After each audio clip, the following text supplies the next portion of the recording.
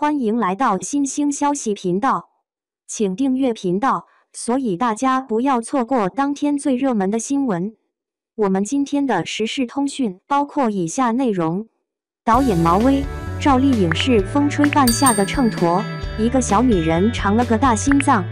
如果你看了《风吹半夏》背后的故事，那么你就知道赵丽颖绝非只是个演员这么简单。据导演描述，是赵丽颖让团队决定接下《风吹半夏》。对于拍这么一个庞大的故事，导演毛威一开始对于这么多细微的人物群像以及回溯过往的故事没有把握，但赵丽颖给了他自信和拍摄的力量，最终破釜沉舟，重见光明。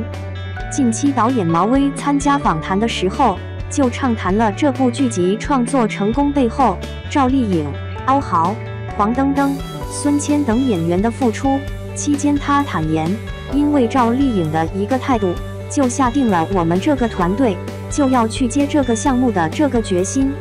创业和所谓大女主，其实这只是一个展示的一个形象，一个小女人的一个创业史。我们这个戏它是一个群像戏，它反映的是一个时代的一帮人，它是一个1991年到2002年一帮人的奋斗史的一个群像故事。睁开眼看看吧，这是一个新世界了。许半夏是这个其中的一个非常典型的一个代表。我们想做成的这一个许半夏，就是他有他的野心，他有他的欲望，他有他做事情的那个坚持和勇敢。赵丽颖她身上有跟许半夏共通的这个特点，就是那种直接洒脱。这个拘留所，你让我进去就让我进去，让我出就让我出。报复啊，我不得给你点教训。我们这么宏大的一个故事的情况下，它起到了一个秤砣的作用。秤砣虽小压千斤嘛，一个小女人尝了一颗大心脏，反而让这个故事的张力反而变得更强了。因为赵丽颖的一个态度，就下定了我们这个团队就要去接这个项目的这个决心。就许半夏这个人物在我们的心里边，大概他是一个什么样的一个样子，和他的一个状态我们已经有了之后才去接触的这个赵丽颖。其实这个戏对于他的挑战是非常之大的，他等于跳出了自己以往的一个舒适区。跟欧豪的这个接触的经历，其实那个也挺纠结的，因为那个时候欧豪是有档期问题，但是他把功课做得很足，就是他对于这个童潇琪这个理解他已经说得很清楚了，但是我们第一感觉就是他太像童潇琪了。小陈这个角色我大概选了能有40个演员吧，都感觉不像。但是黄铿铿这个演员在这个之前我们有过接触完之后呢，他就走了，我以为拍别的戏去了。当我第二次再见到黄登登的时候，他自己给自己减掉了10多斤，我非常的震撼。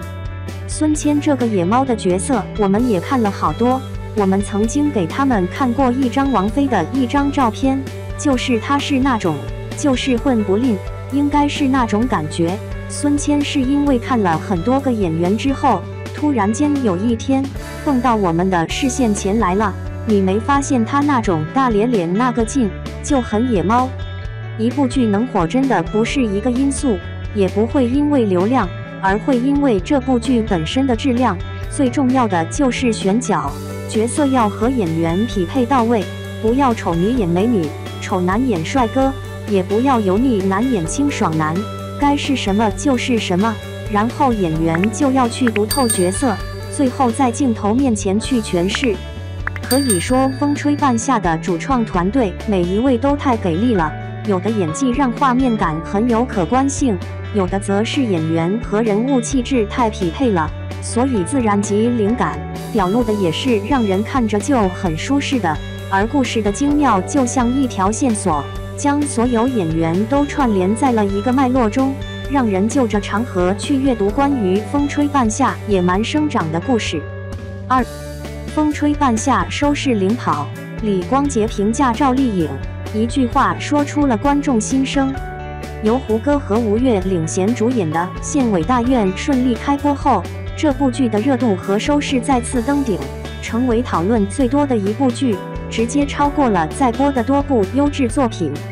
虽然只播出了4集，但观众给出的评价不同，可以说是扁褒不一，存有争议。与此同时，正在热播的时代群像闯剧《风吹半夏》依然保持着强劲势头，有望成为本年度的一部黑马剧集。这部剧用写实的手法呈现出青年群体的奋斗事迹，剧中传递出太多的正向价值，放在当下来说是一部不可多得的好剧。播出到现在，《风吹半夏》保持着8.4分的高评价，也有不少人认为这一分数太低，给9分都不为过。的确，在众多的影视作品中，这部剧之所以有较高的热度和收视，还是得益于好的故事和演员的生动演绎，向观众娓娓道来90年的时代缩影。这部剧将视角放在了90年代的钢铁行业，看起来似乎远不及古偶现代剧更有吸引力，但制作团队呈现出的内容非常优质，而且还有很多励志的桥段，由此吸引了更多的观众。《风吹半夏》在选角上是成功的，赵丽颖担纲大女主，她的演技扎实中带着细腻，能准确地诠释出人物的性格特点。就在这部剧收视持续领跑时，李光洁评价赵丽颖，虽然没有提到演技，但一句话就说出了观众的心声。01，现实题材温暖人心，赵丽颖演活了许半夏。连续播出一半之后，《风吹半夏》保持了很强势的一点，那就是口碑非常稳。从数以万计的评论来看，观众对于其中轻快的剧情、写实的故事和演员的演绎都比较满意，给出了很高的评价。就整体的剧情而言，这部剧处理得很好的一点就是保持了轻快的节奏，让观众在看起来的时候比较舒适。剧中虽然也有一些关于主人公的大起大落和情感挫折，但都用润物无声的方式一一呈现，也就是比较注重细节。虽然是现实题材剧，想要呈现出一个更好的效果并不容易。在原著中，许半夏是强势又有野心的，甚至还会点武功。制作团队经过调整之后，许半夏是一个更立体的设计，他有自己的梦想，有做事情的坚持和勇敢，有面对挫折勇往直前的坚韧。而赵丽颖对这个角色的诠释直接让观众竖起了大拇指，可以说是一次成功的突破。